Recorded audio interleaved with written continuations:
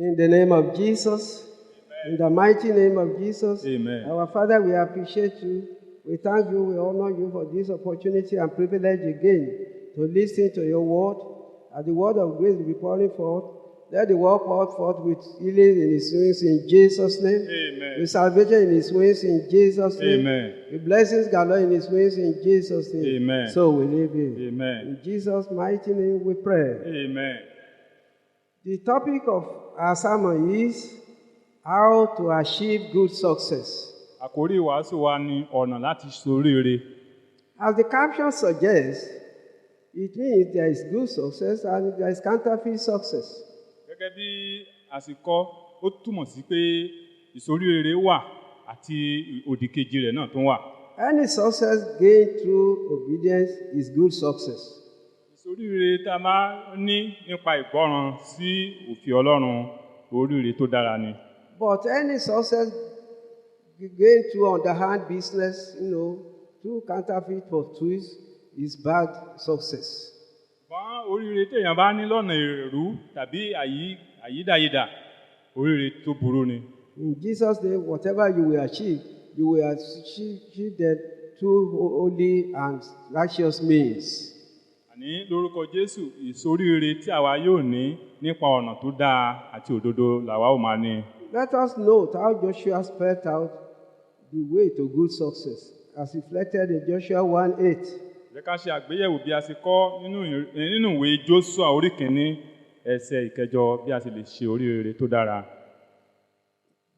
Joshua said there in Joshua 1:8, "This book of the law shall not depart out of thy mouth, but thou shalt meditate therein day and night, that thou mayest observe to do according to all that is written therein.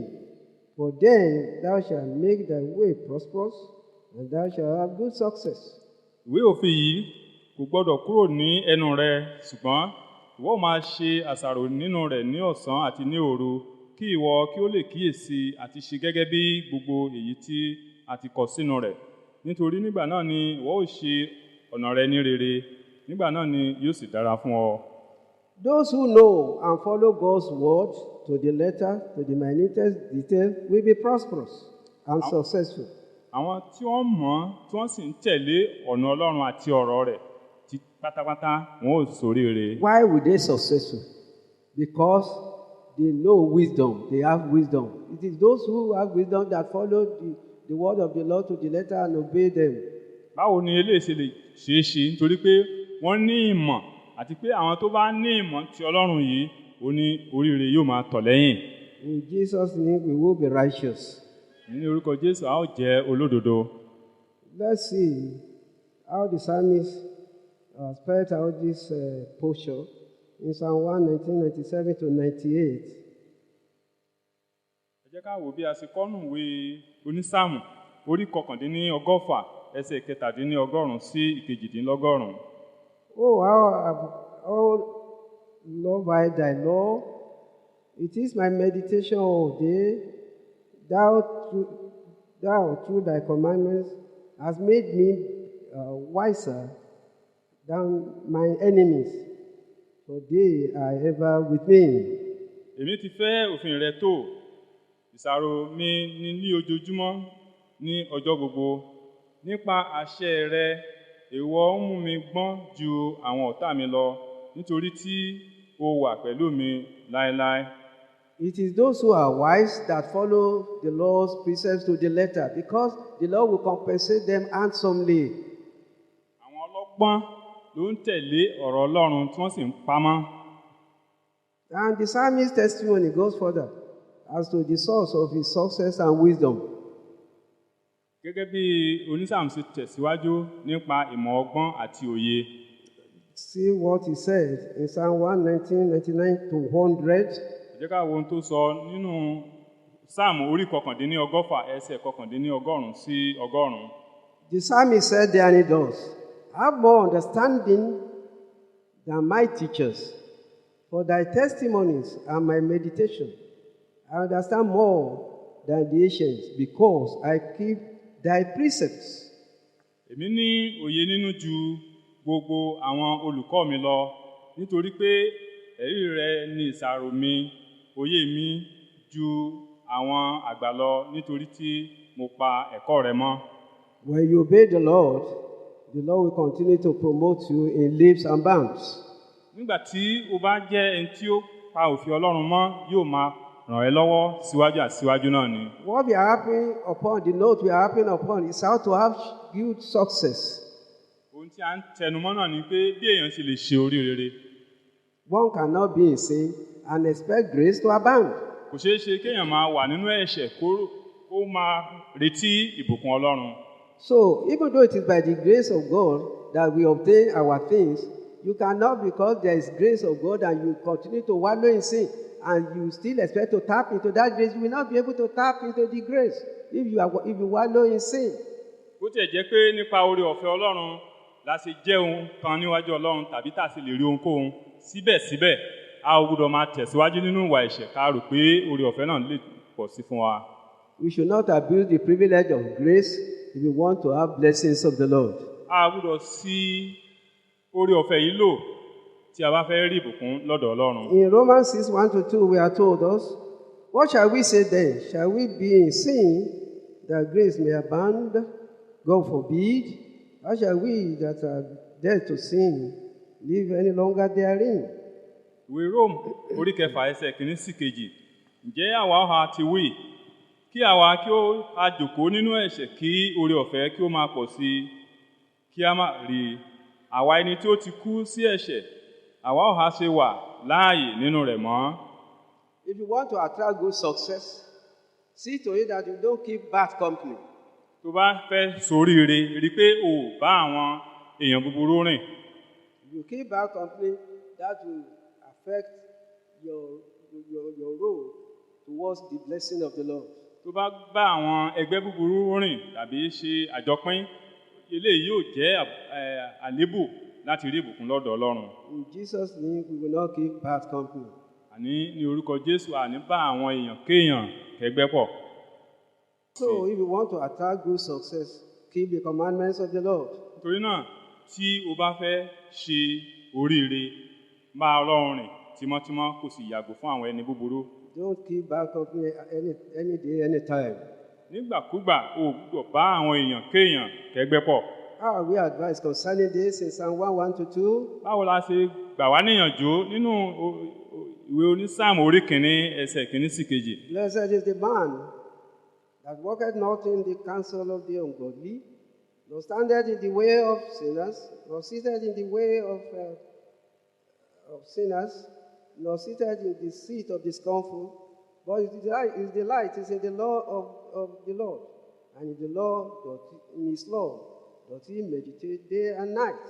Ìbùkún ni fún ọkùnrin náà tí kò rìn ní ìmọ̀ àwọn ènìyàn búburú, tí kò dúró ní ọ̀nà àwọn ẹlẹ́ṣẹ̀, àti tí kò sì jókòó ní ibùjókòó àwọn ẹlẹ́gàn, ṣùgbọ́n dídùn inú rẹ̀ wà lí òfin Olúwa, àti nínú òfin rẹ̀ ni ó ń ṣe àṣàrò ní ọ̀sán àti ní òru. What will be the reward of the righteous for keeping the wicked at bay? Kí ni yóò jẹ́ èrè àwọn olódodo láti yà fún àwọn ẹni búburú? Let's see how it is spelled out in Psalm 1:3. Ẹ jẹ́ ká wò bí Sáàmù orí kìíní ẹsẹ̀ ìkẹta ṣe kọ. And it shall be like a tree planted by the rivers of water, that bringeth forth his fruit in his season. His leaf also shall not wither, and whatsoever he doeth shall prosper. Yóò sì dàbí igi tí a gbìn sí etí ipa odò, tí ń so èso rẹ̀ jáde lé àkókò rẹ̀, ewé rẹ̀ kì yóò sì rẹ̀, àti ohunkóhun tí ó ṣe ni yóò máa ṣe déédéé. Let us note what, on the other side, will be the reward of the wicked, who does not follow the way of the Lord. Ẹ jẹ́ ká ṣe àgbéyẹ̀wò ìdàkejì rẹ̀, èyí tí yóò jẹ́ ìpín ti àwọn ẹni búburú tí kò tẹ̀lé òfin Ọlọ́run. Mark you, the note we are happy upon is how to achieve good success. Rántí pé à ń tẹnu mọ́ gẹ́gẹ́ bí a sì lè ṣoríire. In Psalm 1:4-5, we are told us, the ungodly are not so, but are like the chaff, which the wind driveth away. Therefore, the ungodly shall not stand in the judgment, nor sinners in the congregation of the righteous. Ìwé Sáàmù kìíní ẹsẹ̀ 4 sí 5. Àwọn ènìyàn búburú kò rí bẹ́ẹ̀, ṣùgbọ́n wọ́n dàbí ìyàngbò tí afẹ́fẹ́ ń fẹ́ lọ. Nítorí náà, àwọn ènìyàn búburú kì yóò dìde dúró ní ìdájọ́, bẹ́ẹ̀ ni àwọn ẹlẹ́ṣẹ̀ kì yóò lè dúró ní àwùjọ àwọn olódodo. So the wicked will not and can never have good success. Nítorí náà, àwọn ẹni búburú wọn ò lè ṣoríire. Mark you, the Lord is not mocked. It is what you sow that you will reap. Rántí pé a kò lè gan Ọlọ́run, ohunkóhun tó bá fúrúgbìn, òun náà ni ìwọ yóò ká. How is this spelled out in Psalm 1 verse 6? Báwo ni Sáàmù orí kìíní ẹsẹ̀ 6 ṣe kọ eléyìí? But the Lord knoweth the way of the righteous, but the way of the unrighteous shall perish. Nítorí Olúwa mọ ọ̀nà àwọn olódodo, ṣùgbọ́n ọ̀nà àwọn ènìyàn búburú ni yóò ṣègbé. And anybody who hankers after the world's riches by foul means has courted failure and disaster. Àti pé ẹnikẹ́ni tó bá ń lépa èrè àìṣòdodo, irú ẹni bẹ́ẹ̀ ó ti múlẹ̀ mófo. Whatever he garners or collects or amasses, he will so leave it, suddenly, and he will perish. Bó ti wù kí èrè náà ga tó tàbí kó pọ̀ tó, àní lójijì ni yóò sì fílẹ̀. So in your own case, go about your own business by honest means. Don't use dubious means to amass wealth. Nítorí náà, ní tirẹ̀, máa lọ ṣe ojúṣe iṣẹ́ òòjọ́ rẹ pẹ̀lú òdodo àti ìwà mímọ́. How we advise in Matthew 16:26 concerning this? Báwo ni ìrere Matthew orí 15 ẹsẹ̀ 16 ṣe gbà wá níyànjú nípa èyí? For what is a man profited? We shall gain the whole world and lose his own soul. Or what shall a man give in exchange for his soul? Nítorí pé èrè kíni fún ènìyàn bí ó jèrè gbogbo ayé tí ó sì sọ ẹ̀mí rẹ̀ nù, tàbí kíni ènìyàn ìbá fi ṣe pàṣípààrọ̀ ẹ̀mí rẹ̀? So, the master key for opening the way of success is complete obedience to the law of God. Nítorí náà, kọ́kọ́rọ́ àti okùnfà àti ṣoríire òun náà ní láti gbọ́ràn sí àṣẹ Ọlọ́run. And this is under the bedrock of faith. Àti pé eléyìí tún dúró lórí ìgbàgbọ́. Because when you obey the Lord and you have faith, doors will open for you. Nítorí pé tó bá ṣe àwọn kan wọ̀nyí tó sì ní ìgbàgbọ́, ilẹ̀kùn àánú yóò sì ṣí fún ọ bákan náà. What are we told in Hebrews 11:6? Kí ni ìwé Hébérù orí 11 ẹsẹ̀ 6 sọ? But without faith it is impossible to please the Lord. For he that cometh to God must believe that he is, and that he is a rewarder of them that diligently seek him. Ṣùgbọ́n láìsí ìgbàgbọ́ kò ṣeé ṣe láti wù ú, nítorí ẹni tí ó bá ń tọ Ọlọ́run wá kò lè ṣàìgbàgbọ́ pé ó ń bẹ, àti pé òun ni olùṣẹ̀san fún àwọn tí ó fi ara balẹ̀ wá. So, if you want to have good success, make faith your anchor. Nítorí náà tó bá fẹ́ ṣoríire, rí pé ìgbàgbọ́ jẹ́ gbòǹgbò nínú ayé rẹ. In Jesus' name, you will have faith. I will have faith. Àní ní orúkọ Jésù, èmi àti ìwọ a ó ní ìgbàgbọ́. Because without faith, one cannot please the Lord. Torí pé láìsí ìgbàgbọ́ kò ṣeé ṣe kí ẹnikẹ́ni kó wo Ọlọ́run. Because the faithless will not receive what he is seeking. Nítorí aláìgbàgbọ́ ènìyàn kò lè ro ohunkóhun gbà lọ́wọ́ Ọlọ́run. You want to have good success, and positive answers to your prayers, you must not allow encumbrances of sin to loom large in that heart of yours. Tó bá fẹ́ ṣoríire tàbí tó fẹ́ kí Ọlọ́run gbọ́ àdúrà rẹ, o gbọ́dọ̀ gba ẹ̀ṣẹ̀ láàyè bó ti wù ó kéré. Because if you regard iniquity in your heart, the Lord will not hear you.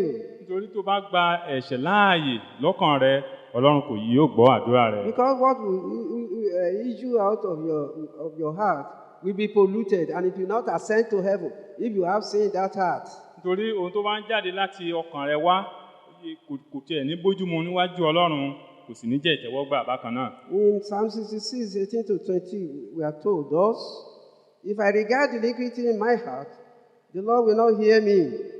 But verily, God hath heard me, and hath attended to the voice of my prayer. Blessed be God, which hath not turned away my prayer, nor his mercy from me. Onísáàmù orí 14 ẹsẹ̀ 18 sí ẹsẹ̀ 20. Bí èmi bá gba ẹ̀ṣẹ̀ lé àyà mi, Ọlọ́run kì yóò gbóhùn mi. ṣùgbọ́n nítòótọ́ Ọlọ́run ti gbóhùn mi ó sì ti fi etí sí ohùn àdúrà mi. Olùbùkún lé Ọlọ́run tí kò yí àdúrà mi padà kúrò tàbí àánú rẹ̀ kúrò lọ́dọ̀ mi. And do you know, payment of tithe is part of a veritable source of blessing.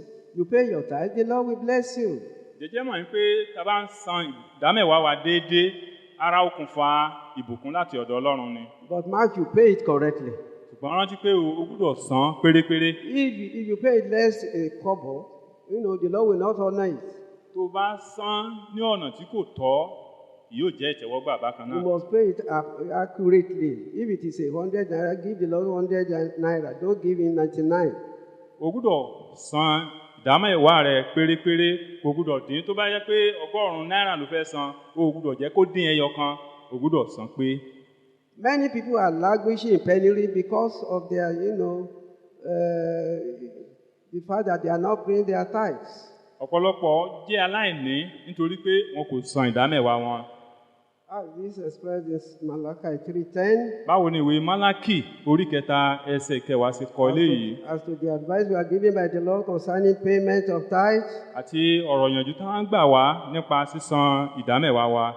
bring ye all tithes into the storehouse, that there may be meat in my house, and prove me now, herewith said the Lord of hosts, if I will not open you the windows of heaven, and pour you out a blessing, that there shall not be room enough to receive it.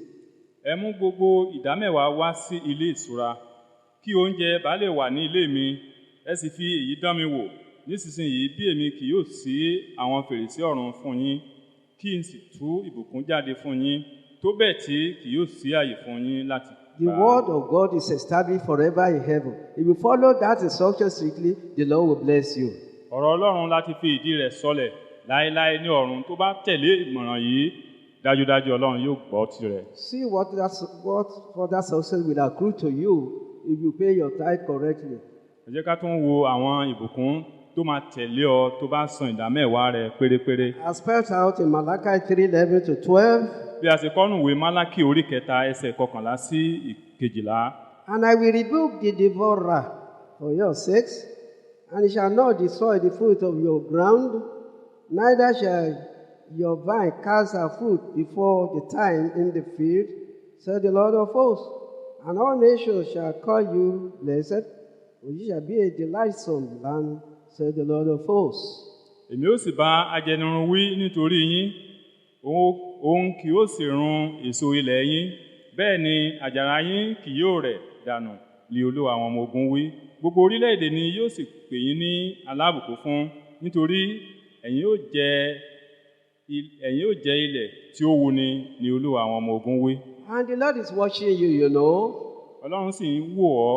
What you are doing is being recorded. Gbogbo ohun tó ń ṣe à ń kọ sílẹ̀. The Lord your God is not mocked. Àní Ọlọ́run wa a ò lè gàn. It is what you sow that you are going to reap. Ohunkóhun tó bá fúrúgbìn, òun náà ni wọ́n yóò sì ká. So see to it that you do good in the house of the Lord. Rí i pé ó ń ṣe rere ní ilé Olúwa. Because you will be handsomely rewarded if you do so. Nítorí pé a ó bùkún fún ọ lọ́pọ̀lọpọ̀ tó bá ṣe èyí. How is this expressed in Galatians 6:7-9? Báwo la ṣe kọ ilé nínú ìwé Gàlátíà orí 6 ẹsẹ̀ 7 sí 9? Be not deceived, God is not mocked. For whatsoever a man soweth, that shall he also reap. For he that soweth to the flesh shall of the flesh reap corruption. But he that soweth to the Spirit shall of the Spirit reap life everlasting. And let us not be weary in well-doing, for in due season we shall reap if we faint not. Kí a má ṣe tàn yín jẹ, a kò lè gan Ọlọ́run nítorí ohunkóhun tí èèyàn bá fúrúgbìn, òun náà ni yóò sì ká.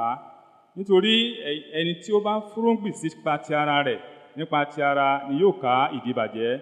Ṣùgbọ́n ẹni tí ó bá fúrúgbìn sípa ti ẹ̀mí, nípa ti ẹ̀mí ni yóò ká ìyè àìnípẹ̀kun.